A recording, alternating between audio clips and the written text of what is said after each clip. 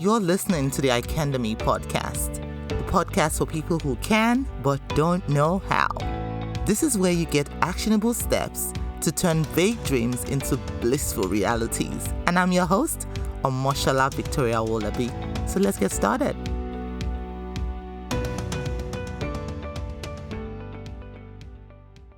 Do you ever think to yourself, I want to be able to impact lives, leave an imprint in this world, but you feel isolated, stuck, unclear on how to show up or get started? If you've answered yes to this question, I want to extend a very special invitation to you to join us on our upcoming workshop, the Courageous Confidence Workshop.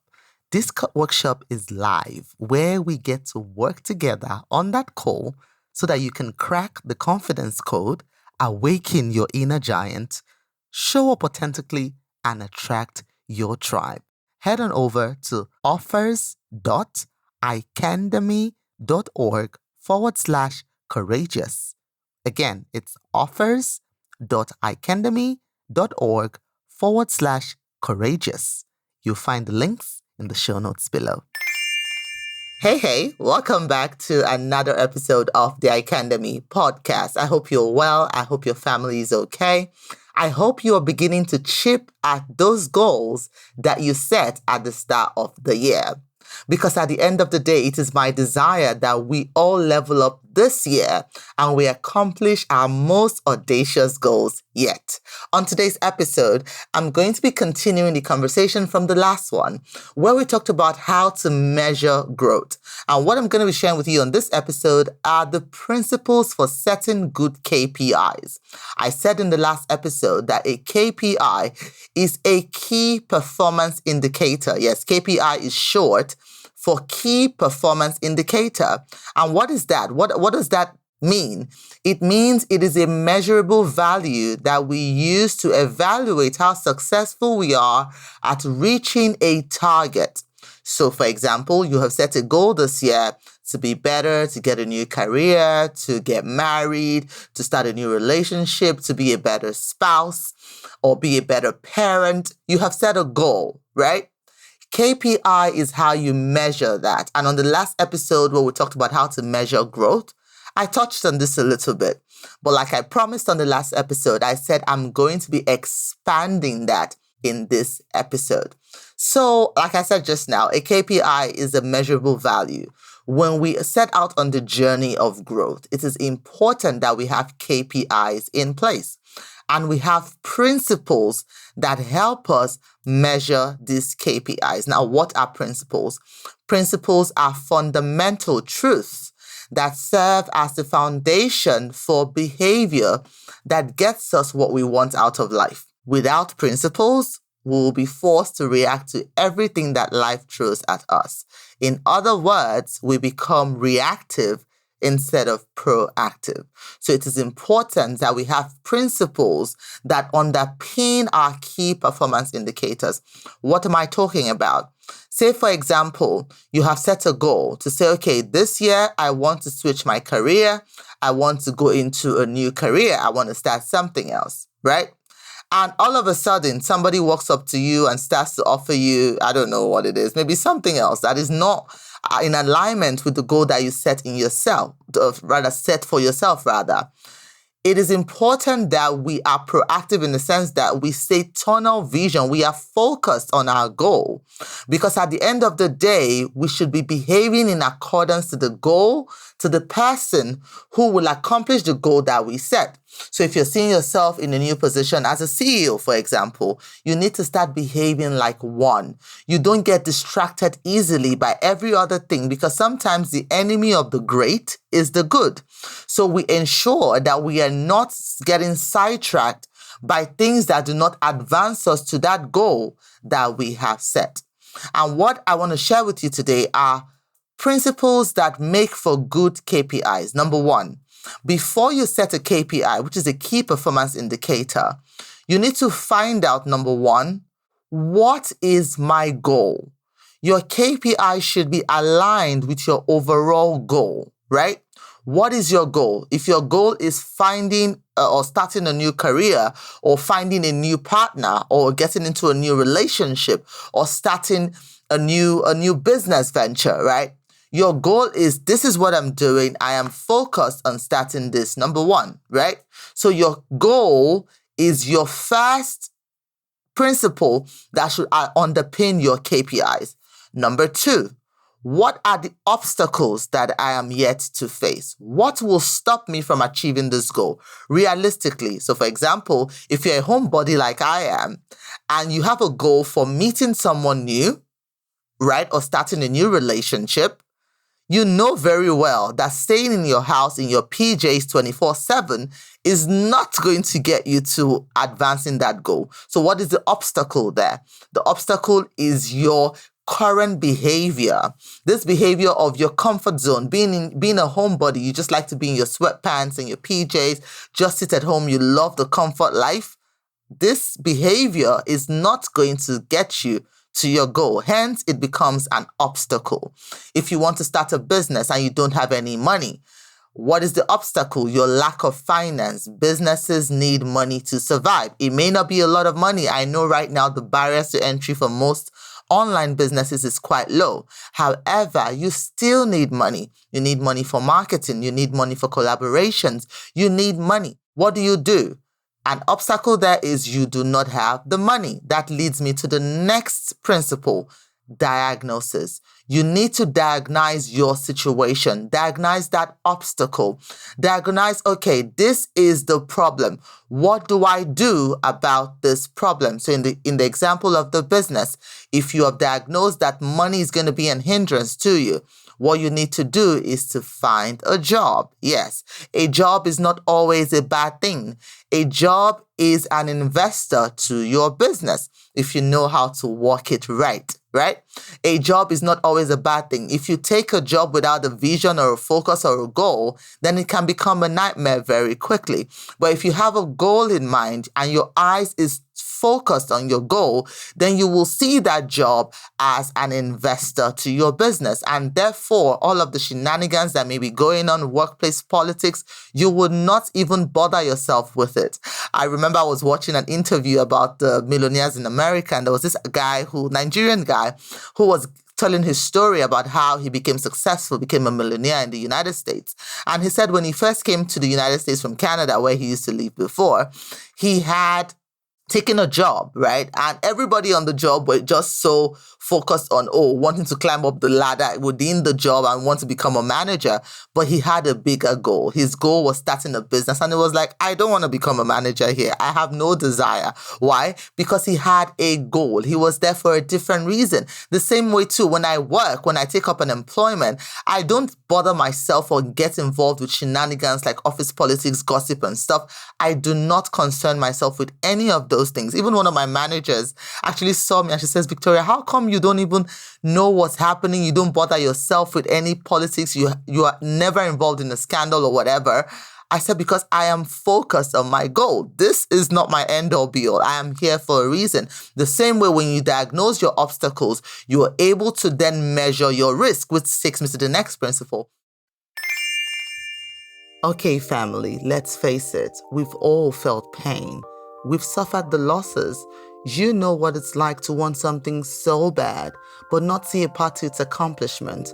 The question, however, is, do you know how to pick yourself up and move on despite what has happened? This is what I share with you inside of my new book, Good Medicine for the Crushed Spirit, a practical guide to helping you find purpose when adversity strikes. Inside this book, you will find personal stories, relatable biblical tales, and anecdotes that prove you are never alone in your despair and will inspire you to turn pain, discomfort, disappointment, or setbacks into something positive that works for you. So if you're ready to change your life in meaningful and purposeful ways, get your copy of this book today and let the transformation begin. The next principle is risk. You need to know, okay, I heard another story recently about this guy who quit his 6-figure job to start a business. And he thought, I have a war chest of finances that's going to power me through. And things did not go quite as he planned, right? And the risk there was he ran out of money. What do you do when you run out of money? When you have identified your goals, you have looked at your obstacles, you have diagnosed the obstacles, and you're willing to take the risk. Now, he took the risk and it didn't quite turn out as he did. He decided to take a job in a factory at night so that he could work on his business during the day. But the job at the factory was so tedious that when he came home in the morning, he was exhausted and could not even work on his business. Now, that is a risk. That job now, instead of being an investor, has become a risk to his business. So he had to immediately analyze the risk and quit that job for something else that will allow him achieve that goal of why he quit his six-figure job in the first place. You see what I mean? We are constantly analyzing the risk. You don't want to take up a job or find yourself in the example I gave because you're a homebody and now you want to meet somebody. You start to go into every club, everywhere that is harmful to you or detrimental to you. You want to take risk, calculated risk that do not undermine your overall goal in the process, right? And the next principle I want to talk about that make for good KPIs is the reward. What is the reward? In the example of the gentleman I just gave now, who quit a six-figure job to start his own business, he was taking a risk, but he had his eyes set on a bigger reward because it is the reward most times that will power us through the journey of the goal process, right? It is the reward that powers us through because there will be obstacles on the way. There are risks that we have to overcome. It is the reward that takes us through that process, that gives us the tunnel vision to say, you know what, tomorrow will be a better day. I will keep going on. And the next thing, when we set our eyes on the reward, we have to design a plan. Absolutely. We have to design a plan. Now, you look at your goals, you look at the obstacles, you diagnose them, you look at your risk, you look at the reward. Next thing now is to design a plan. How do I get from where I am now, point A, to point B? Because you are going to go through some valleys of the shadow of death. Yes, once you have a goal, because intention always attracts disruption. All the time. When we see it in the Bible, we see it in life. When you set your mind on a goal, obstacles will show up. That is why I put obstacle right behind goals. When we set a goal and set our intention to do something, obstacles are bound to show up, right? So you need to have a plan in place, a plan that mitigates those obstacles so that we are not reactive. Instead, we are proactive. So for example, if you know, okay, I want to get a new career and what are the obstacles in place? I'm applying for jobs, nobody is calling me. You need to have a plan in place. What do I do that will keep me persistent on the goal? Right? So you need to have a plan in place. You need to design a plan for whatever goal you have set for yourself. And one of the best ways to do this that I found is to look at people who have already accomplished what you're trying to do and study them, look at the threads in their life, listen to their stories, right? Listen to their stories. And then from what they share, the nuggets of wisdom, take that, then look at your own life experience, tailor it to your life and design a good plan for yourself. Next thing is not enough to design a plan. The last principle is to take action. Execute the plan. It is not enough to have a plan in place that we do nothing about. We will not move forward. We will not be able to do that. When you have all of these principles in place, then you are able to set good key performance indicators for your growth, right? Because your KPIs should be actionable. It should outline the steps that you would take to reach your goal and the metrics that you will measure along the way. So say, for example, you're trying to get into a new career. How many job applications did I apply for today? Right? It's not enough to say I want to start a new career and you do not even take action. Or what are the skills I need to acquire to make me effective in this new career? Or for example, I'm trying to get into a new relationship. How many places did I visit today that exposed me to the potential of meeting a partner? Like I said, you're not going to find a partner in your living room dressed up in your PJs and your sweatpants, right? So you need to set actionable KPIs in place, and they should be realistic. And a very good advice here is to always start small, right? Always start small. For example, I want to start a YouTube channel, which is something I picked up again recently. And at first I was like, I want to upload a video every day. That is unrealistic for my situation. A video a week is a good place to start. And as I become consistent, I'm able to ramp it up and include more in there, right? Big and lofty KPIs might look good on paper, but you're not doing yourself any favors because they are unrealistic and will set you up for failure. Your KPIs should also be measurable. You should be able to measure those KPIs, right? How am I going to measure my KPIs? You should be able to look at your metrics and say, okay, like I said before, how many jobs did I apply to? What are the skills that I need to learn? And how am I going to go about acquiring those skills? How many lessons did I learn today regarding those skills that you have set for yourself? Thank you so much for listening to this episode, Principles of Setting Good KPIs on Our Growth Journey this year. And do not be a stranger. Make sure you say hello to me by sending me an email. It's hello@icandemy.org, or just slide into my DMs on social media and say hello. You'll find the links to those social media accounts in the show notes below. Thank you so much for sticking this out with me week after week. And until the next episode, keep on shining.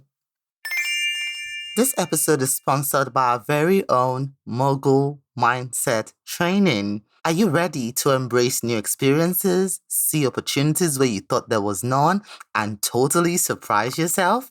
Because you can by unleashing the power of your mind. Mogul Mindset System is a 5-step system that helps you retrain your mind to work with you and not against you, so you can awaken your inner giant, 10x your impact, your income, and become truly unstoppable. The truth is, you, my friend, have a superpower, your creative genius. And I'm here to make that power multiply manyfold so you can get past fear, self-doubt, and finally start working and thriving in your life and business. Ready to unleash your superpowers? I thought you would. Head over to mogul.icandemy.org. That's mogul.icandemy.org to learn more.